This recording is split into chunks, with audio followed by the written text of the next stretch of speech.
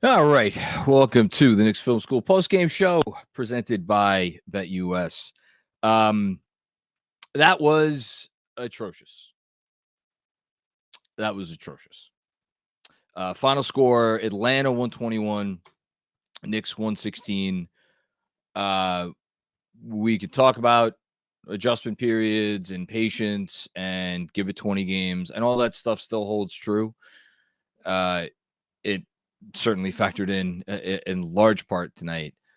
We could talk about how this team has been on the road for 9 days and they came out absolutely not anywhere close to the sort of effort that you need to come out to win an NBA game against a competent team. And this Atlanta team is competent. It's funny because they're missing Hunter and they're missing Bogdanovich, and you could argue that they, if maybe not got better, but because of the lineups now they're forced to play that have a little bit more two-way versatility, and certainly didn't seem to be missing anything offensively tonight. You could argue they actually got better, or at the very least did not get worse. But so that's a competent team. You don't come out with that level of effort and beat a team like that on their home floor. At least you shouldn't. And yet, we could we could talk about how guys are, and again, this falls under the adjustment period umbrella. Guys are still figuring out how to play with each other. Guys are still like Jalen Brunson. He looked as lost as we have seen him. I don't know if that was a personal, I'm going to figure it out against Tyson Daniels thing.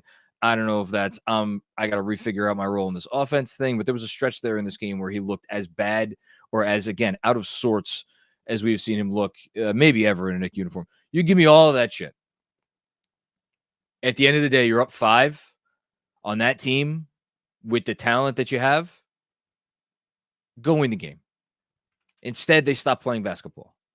Up 5, big play, big overturned. It was goaltending overturned for a block. Cat with what should have been the defining two-way sequence of the game. Hitting a 3 on one end and then getting that block on Trae Young on the other end, and you get the ball and you have the ball and you're under 2 minutes and 30 seconds by the time you take your next shot, and they just stopped playing. And again, I get it. They're tired, and they're tired because they've been on the road for a while. They're tired because all the starters are playing too many minutes because they're thin. And I mean, you saw it tonight. Like Tyler Kolek, he got run in the first half, and he actually got run in the second half too for a little while, and then completely, totally lost his bearings on a backdoor play. It's a rookie mistake. It happens. What happens? The absolute next opportunity Tibbs could take him out. Tibbs takes him out. I don't blame him. Can't get beat like that on a play in the fourth quarter. That's how you lose basketball games. But then what's the flip side? Flip side is OG Anunoby, 41 minutes. Karl-Anthony Towns, 38 minutes. Josh Hart, 38 minutes. Jalen Brunson or Mikal Bridges, 39 minutes. Jalen Brunson, 37 minutes. It's adding up. And it showed tonight. You know? I mean, he's playing Deuce McBride as many minutes as you could reasonably play a 6-man who does not close halves and games for you. He played 28 minutes tonight. Jericho Sims, it's funny. I'll actually give Jericho Sims a little credit because after yet another underwhelming would be too kind. After another performance that left much to be desired, he was actually the one responsible for getting Jalen Brunson going. Because he was setting just brick wall screens, and Brunson finally figured out the Tyson Daniels thing. And it was the only really good positive stretch of the game that Jalen Brunson had. And then, of course, we saw in the beginning of or when Brunson went back in the fourth quarter, about 8 minutes, the offense was just stagnant again. And it is it's not that they can't do it. This team is the best three-point shooting team in the league. They made 22 of 47 from deep tonight. Second, tied for the second most threes in franchise history. And these are good looks. And honestly, there was probably another 5 at least three-point attempts that they left out there that I thought they were hesitant on. And they got more hesitant as the game went on because that's still not fully in this team's DNA. This team wants to work it inside. There were some passed up shots here in this game. OG Anunoby might have had the best game of any Knick. Him or Towns. Towns had a couple not so great moments, but he was the player of the game. OG was outstanding defensively, and yet he has a wide open 3-point shot that he could have taken with 5:18 left and passed it up to Hart in the corner. And then on the very next possession, he had about 10 minutes to line up the laces on the ball, and he shot it too, and he missed it, of course. And I'll even go back to another play. Shout out to Autograph. I did a little halftime thing with them. They sponsor the signature moment of the game. Signature moment of the game doesn't always have to be a good moment. So we're going to do our Autograph signature moment of the game now. I hope Autograph doesn't mind me laying it on the Knicks with tonight's Autograph signature moment of the game. There was a play with midway through the third quarter in which Dyson Daniels, to say Dyson Daniels was hounding Jalen Brunson all night is the understatement of the fucking year. I mean, he was in his jersey. He was in his pockets. He was underneath his shoelaces. That's as good a defensive performance by a guard on Jalen Brunson as you will ever see. Anyway, they're hiding Trey Young on Deuce McBride. And what happens on the possession? They get the switch. The thing they've been trying to get for 2.5 freaking quarters, where Dyson Daniels goes on Deuce McBride and Trey Young is left on Jalen Brunson. And what do? They go into a Deuce McBride post-up, which of course misses. If you want to know how absolutely out of sorts this offense is at times, between that and all the Jalen Brunson turnovers that we saw earlier in the game, one was more head-scratching than the next. I mean, it was, I think, only 3. It felt like 12. And then just the stagnant possessions in the fourth quarter. They just are not in any kind of a flow yet. And yet, they came into this freaking game as the 5th best offense in the league, and they come out of this game hitting 22 threes. And again, these are threes that are generated by the gravity of the players on the floor. It's not like, thank you to Autograph for the signature moment of the game. Again, go download the Autograph app to get more stuff from me and all your favorite Knicks content creators. You could find the link to that in my Twitter bio. Actually, I think all my bios. So shout out to Autograph. Anyway, back to the game. It's just incredible because the potential is right there. You see the potential. You get the actualization of the potential for stretches, for moments, for here and there. And then when you need it the most, and this is like, I have not been anywhere near upset. Like Boston game, okay, fine. Cleveland game, okay, fine. Even the Houston game, it's like, okay, fine. This game, you get those shots go down. You're in that position, win the game. And part of why they couldn't win the game, and look, this is all the Mitchell Robinson heads. Wait till Mitch comes back. Just wait till Mitch. He's going to save everything. They're all going to be out tonight. Because they couldn't get stopped. And again, I'm not putting that all on Towns. Certainly, it's not all on Towns. Towns is one player. And he actually made a few really nice defensive plays in this game, including what should have been the defensive play of the game.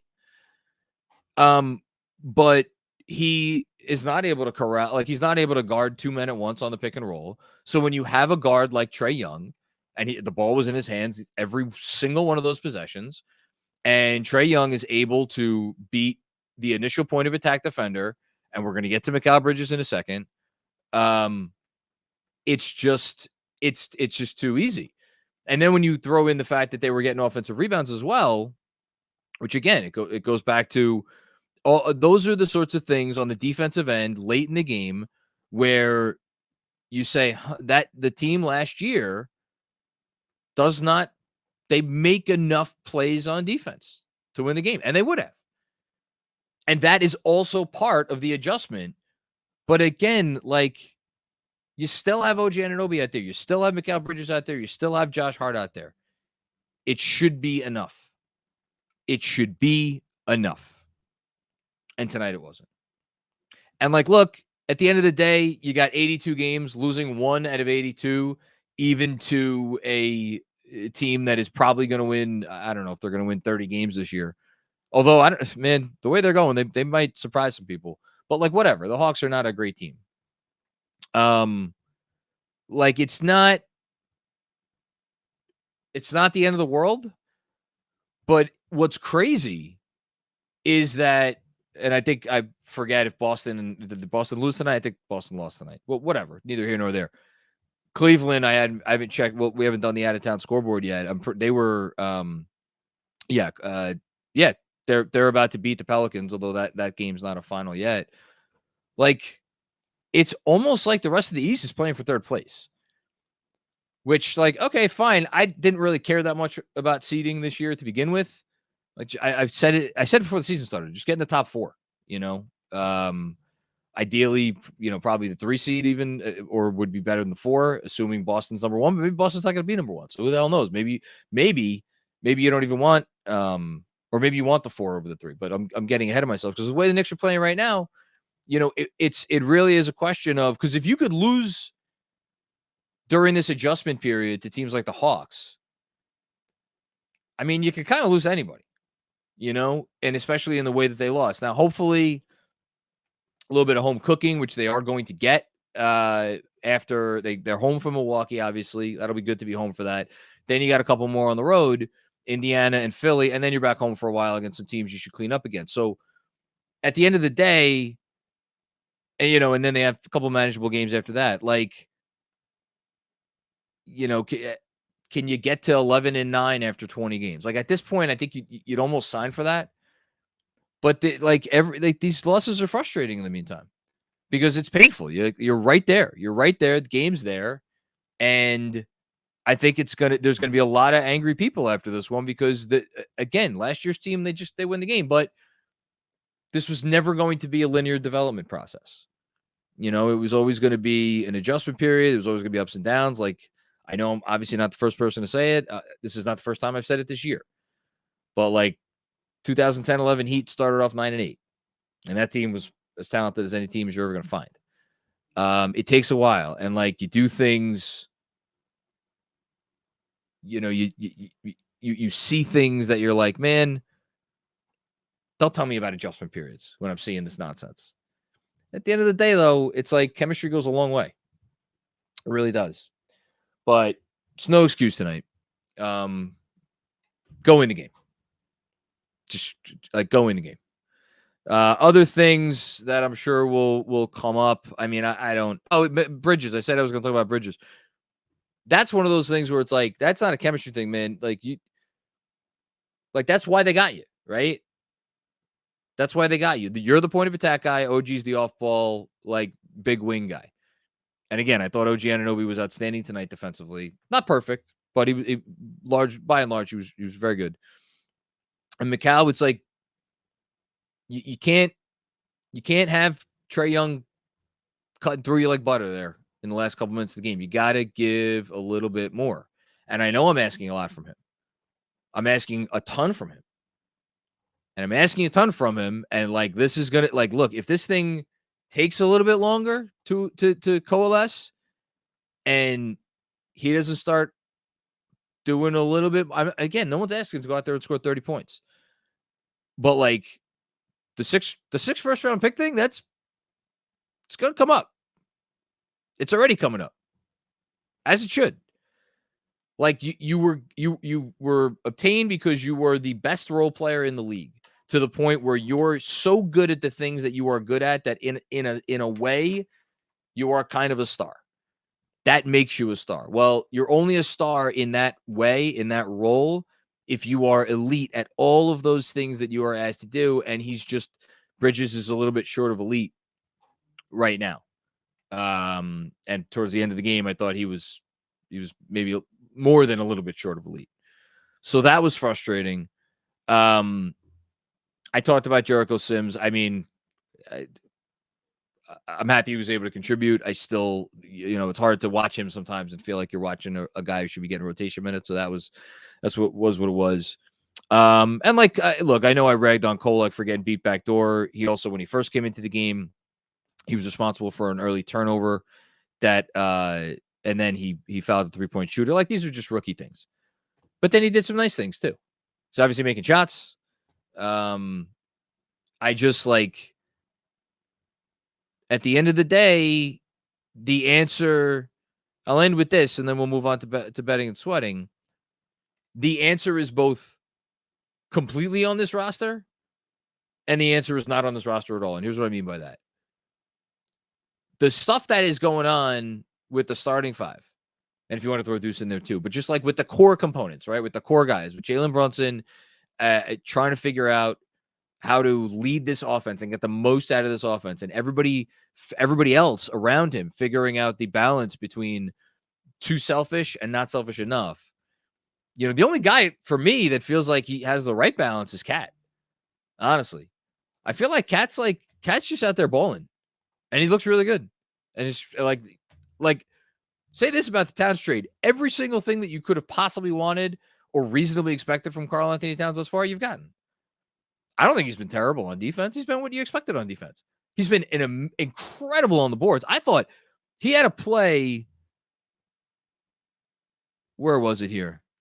The back to, yeah. So offensive rebound off of Jalen Brunson miss, made it 103-101, gave him a 2-point lead. Tough offensive rebound there. And then right after that, and then you want to talk about a symbolic sequence? On the very next possession, Brunson, it was a Cat and Brunson pick and roll, which is exactly what it should be. Empty side pick and empty side pick and roll. Like everybody else was on the weak side. And Brunson gets to the paint and he drags Capella with him. I'm pretty sure it was Capella. Maybe it was a Congo, whoever it was. Drags the center with him. Karl-Anthony Towns is standing there like a high school boy who's been stranded on what he thought was his first date. Look around, there's nobody near him. And Brunson takes, I think actually Brunson tried, either he took a shot or he tried to like kick it to the corners. Nothing came of the possession. And he had Towns right there. It's just, there is a lot of uncertainty right now between how to make this thing add up to the sum of its parts. And right now it's not. And that's the frustrating part. So hopefully you live and you learn and you get a little bit better with each passing day. It's going to be hysterical when they're going to play on Friday and Giannis returns from an injury absence, and then they're going to play on Tuesday when Embiid returns from the suspension. With Indiana in between. Like, look, things could get really dicey here. Bucks, Pacers, Sixers. I shouldn't need to say anything else. Like they could fuck around and like this could be. I mean, I obviously hope not, but like this could be 3-7. I don't think it will be. I think they'll figure out a way to get a win, hopefully 2. Show me where I could sign for 5-5 right now after the first 10. But it's like, again, I'm not shocked by this. I'm annoyed by it and frustrated by it. I'm not shocked by that. And if you don't believe me, go back and read my preseason predictions that I made before training camp even opened. I predicted there would be an early season crisis point with this team. And I don't know, we're not there yet. And I don't think it's like a legitimate crisis point, but like people are going to make it out to be a crisis point because it's so frustrating.